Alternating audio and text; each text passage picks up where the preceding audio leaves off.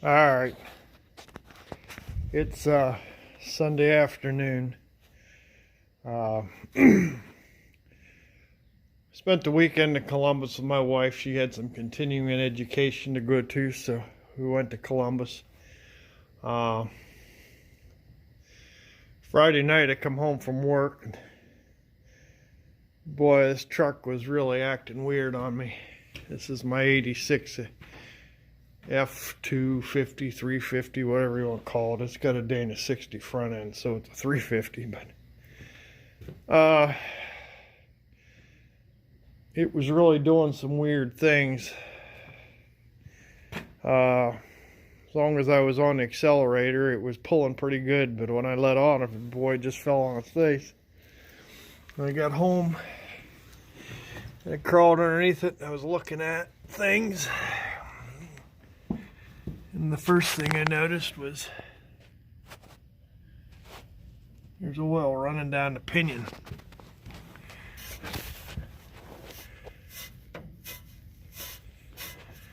Yeah, they can't see it right now. It's in gear and tight. Alright, I'll bring you back. Let me get it going. Get it out of the hill here.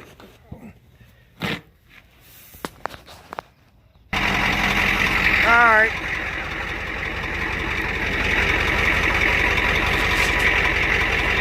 This is what I found.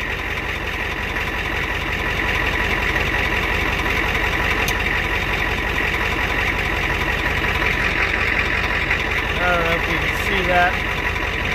That pinion bearing's out of it. Leaking oil down the pumpkin. So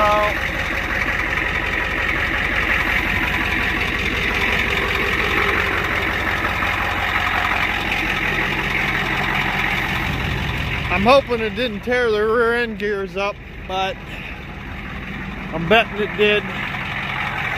It's been doing that since for about 2 weeks, and I didn't really know what it was.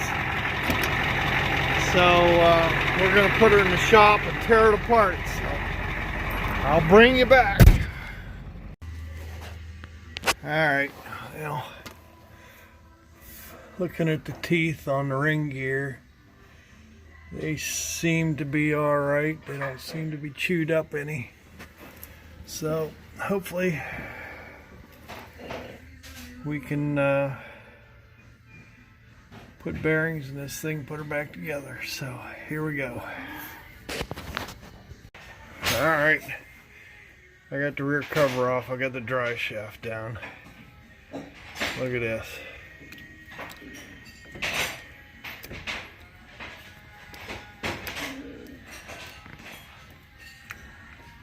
The yoke's moving on the shaft, but the bearings are out of it too. So, and I don't think the nut come loose. The nut's on there fairly well. I think the bearings are out up here. So let me get this nut off here and see what we got. Definitely leaking. Got a good amount of oil in it yet, but okay, hold on. All right. I'm down here working on my truck, and 77's in the shop. It's getting a facelift, but he dropped the transmission down today.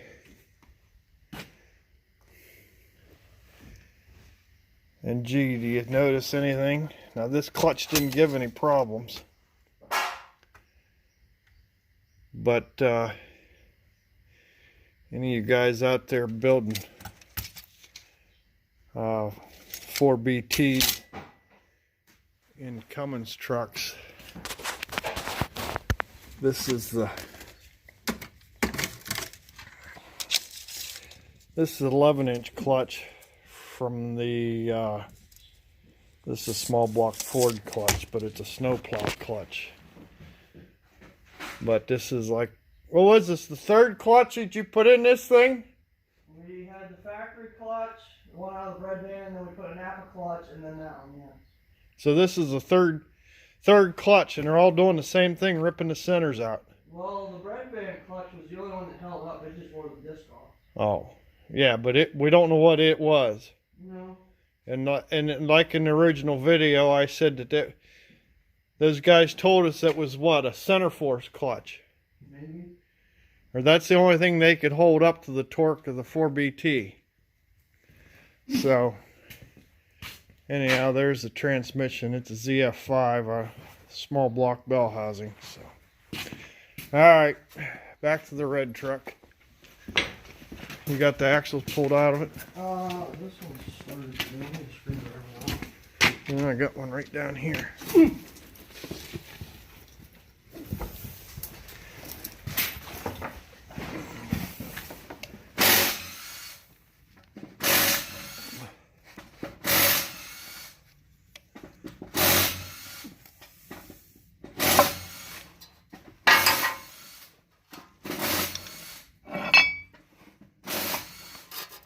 Yummy.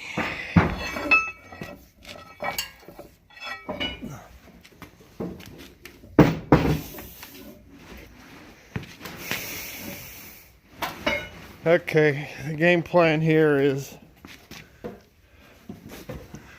pull the carrier out, put new bearings in the rear end. I think the axle bearings have been replaced once. Get much oil in that hub.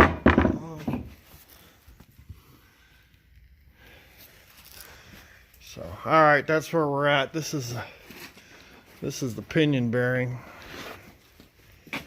and it's not good, but it ain't as bad as I thought. So, anyhow, we need new bearings. I'll bring you back. Alright, this is the cross member we built when we put the 4BT in the 77. It's a 3-inch channel. I don't know, this was just a piece of flat plate with some risers on it. And a couple of 3-inch channels here. And it bolted up to the bottom. We handmade that one, right? Yeah, we handmade that piece. And there's another piece of angle up there that comes up and over onto the frame. Oh, yeah. So it's attached to top and the bottom. And then I don't know, you can't see it. We built motor mounts for this thing. We did this before they were available. These were just the yeah, there you go. Those are the bread truck motor mounts. And we cut that front cross member out and put that piece of angle iron in so that we had a cross member up front again. So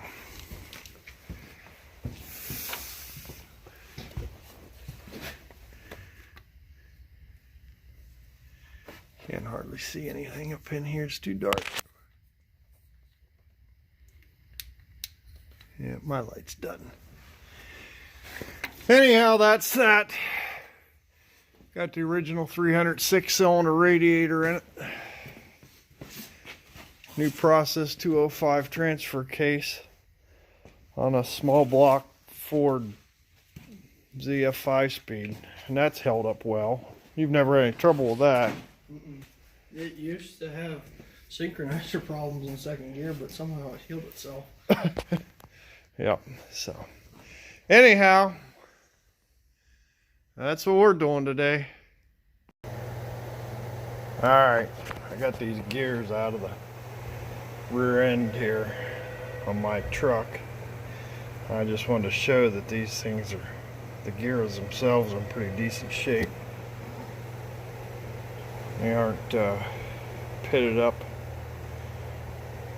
The bearings aren't too bad either, but I'm going to put new bearings in. I got to Google searching things, and apparently that was a problem. The nuts backed off just exactly like this one did. The only problem I see the wear on the ends of them gears, and it didn't hurt that gear. But look what it did to the carrier. I have to clean that up. And oh, this is for Ed Goslin.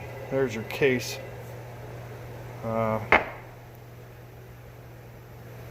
This is, I think, is a case 510 lift cylinder backhoe or something. I don't know, but it's standard case parts. Got a bolt and a piston. No O-ring. This one probably needs chromed. It's in pretty rough shape, but and the barrel needs honed out. But anyhow, one of Ed Goslin's videos, they were picking the seals out of a case gland for his Bobcat, and that's pretty much standard operating procedure. So anyhow, that's my differential. The gears are good. I'm just going to put all new bearings in her and put her back together.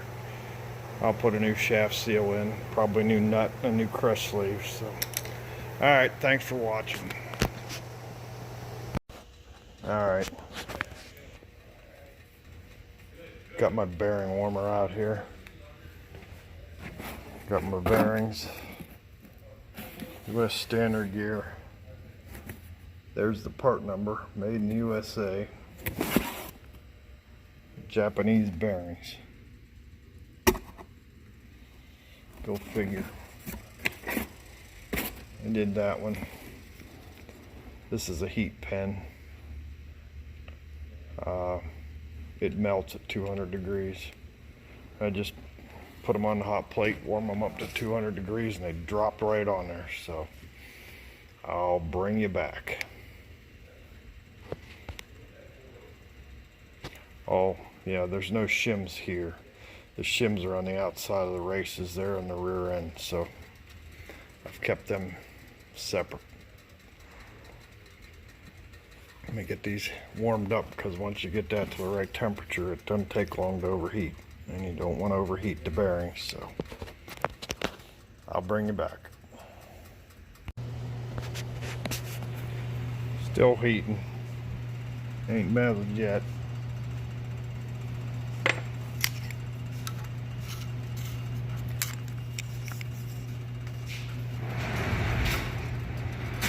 And it melts like this.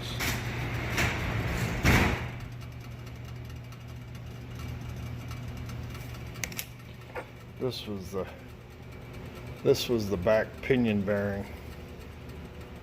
I thought the front one was bad, but the rollers didn't show any sign of that. Once the cage was broke, that's what started the problem. Anyhow, back to my bearing. I gotta keep a close eye on this.